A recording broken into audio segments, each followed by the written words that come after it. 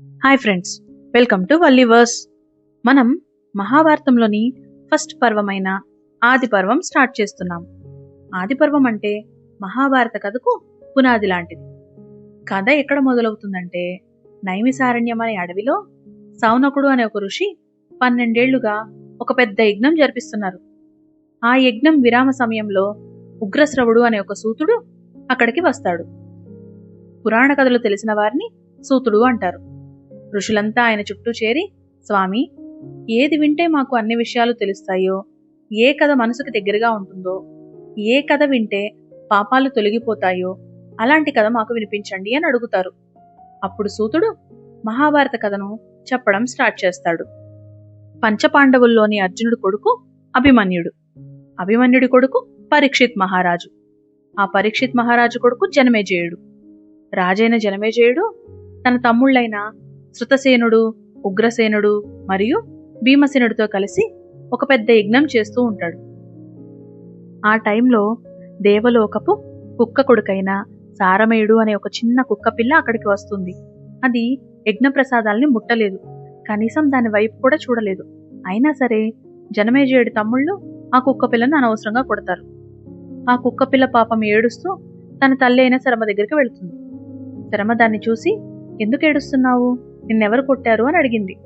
దానికి ఆ కుక్క పిల్ల, జనమేజయుడు తమ్ముళ్ళు నన్ను కొట్టారు అని చెప్తుంది.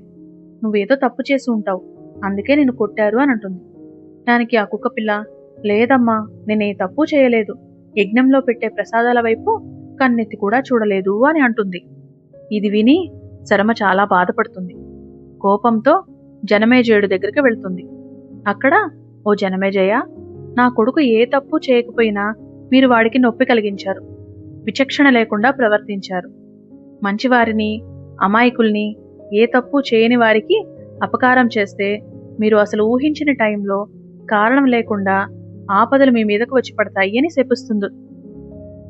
శరమ మాటలు విన్న జనమేజయుడు చాలా బాధపడతాడు.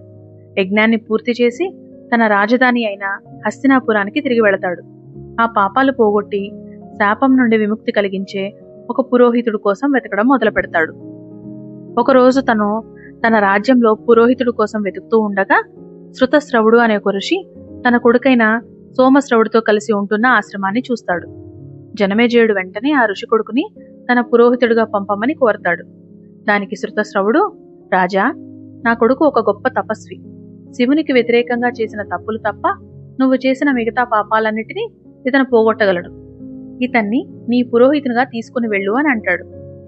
జనమేజయుడు చాలా సంతోషిస్తాడు. సోమశ్రవుణ్ణి హస్తినాపురానికి తీసుకుని వెళతాడు. సోమశ్రవుడు ఆధ్వర్యంలో జనమేజయుడు ఎన్నో మంచి పనులు, పుణ్య కార్యక్రమాలు చేస్తాడు. సోమశ్రవుడు జనమేజయుని రాజ్యానికి అండగా నిలుస్తాడు. ఆ తరువాత జనమేజయుడు తక్షశిలపై విజయం సాధించడానికి బయలుదేరి వెళ్తాడు. ఇక్కడితో జనమేజయుడి కథలో ఒక భాగం ముగుస్తుంది. కానీ కథ ఇక్కడితో అయిపోలేదు ఫ్రెండ్స్. అసలైన ట్విస్ట్, నిజమైన అడ్వెంచర్ మన తరువాతి వీడియోలో రాబోతుంది. వచ్చే ఎపిసోడ్లో మనం ఉదంకుడు అనే ఒక గొప్ప శిష్యుడి కథను తెలుసుకోబోతున్నాం. తన గురుదక్షిణ కోసం ఉదంకుడు ఎలాంటి సాహసాలు చేశాడు, దారిలో అతనికి ఎదురైన వింత మనుషులు, స్త్రీలు ఎవరు, వీటన్నిటికీ మించి ఉదంకుడు నాగలోకానికి వెళ్లి వారిని ఎలా గడగడలాడించాడు.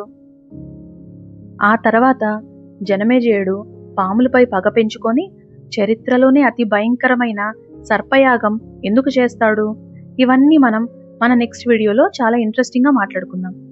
ఈ వీడియో మీకు నచ్చినట్లయితే తప్పకుండా లైక్ చేయండి, మీ ఫ్రెండ్స్తో షేర్ చేయండి.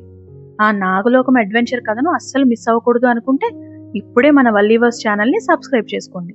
Thank you.